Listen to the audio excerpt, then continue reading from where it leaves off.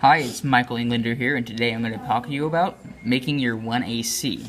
So the first thing you will always start with, no matter what, is inerrancy. Inerrancy will be why your plan cannot happen in the status quo, or why it can't happen with the way things are right now. So things you'll need is like an attitudinal barrier, which is like an attitude that people have against your plan, which is why it won't be happening right now. And usually you'll need a structural barrier, which is like an actual like physical reason why your plan will not be happening right now. And sometimes you can get away with having one or the other, but it's definitely best to have both. And if you're not going to have one, then don't have the attitudinal barrier and have the structural barrier, because the structural barrier, I feel, is a lot more persuasive and important overall. Next will be your plan text. Your plan text states exactly what your plan will do. So, for example, my plan text for this year was the United States federal government should develop and increase regulations for offshore aquaculture. So that's exactly what it's going to do. And if you have... So the other team can do, if you don't say something in your plan text, but you say it's going to happen, is what they can say. It's like, it's not in your plan text, so it's not going to happen, and that they can definitely do that.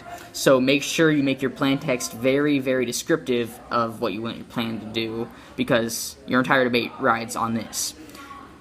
Next will most likely be an advantage. What advantage is something that is positive that happens when your plan happens. So an advantage of aquaculture would be biodiversity, because we grow a lot of fish, and there's more fish in the ocean, so there's a larger amount of biodiversity. And this is something that they can't say, that won't happen because it's not in your plan text, because it's an effect of the plan. If the plan is passed, this will happen.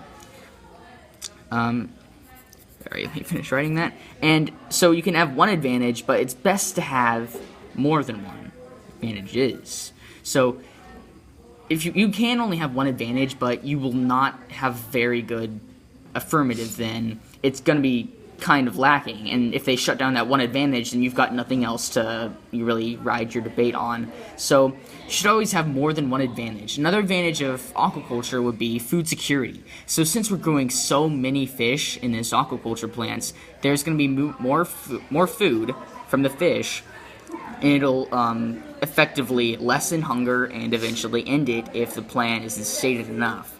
So you need advantages. Definitely have more than one.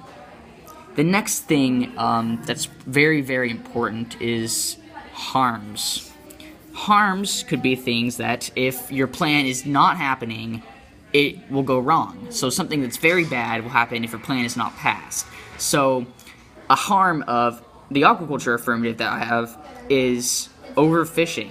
Overfishing harms would be something saying that overfishing is happening right now, and if we don't get aquaculture to prevent overfishing, then fish will go extinct and then humans will go extinct. So you want your harms to always lead to extinction, because that's basically the worst possible thing that can happen.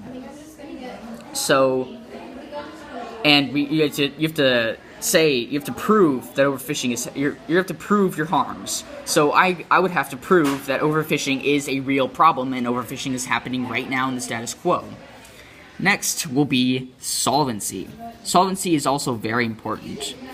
So solvency is proof that your plan solves for your advantages. And if you don't have solvency, then you've got nothing backing up your advantages, and they're pretty much worthless. So solvency would be kind of statistics that show that your plan has happened other places, or something like that. So the plan has happened other places and it works. So basically proof that your plan does work. And you've got to make sure that you've got all of this, because every single part you've got to add up to, it all helps each other. So you've got to have every component of the 1AC to make it a good 1AC.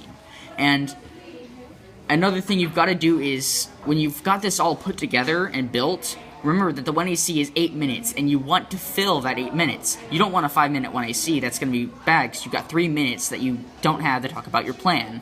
So write out your 1AC, speak it. I mean, like, have the person who's reading it talk it and time it, and then cut it, trim it down, or make it longer until it's 8 minutes. So that's really all I have for you guys today. I hope it was useful, and I will see you later.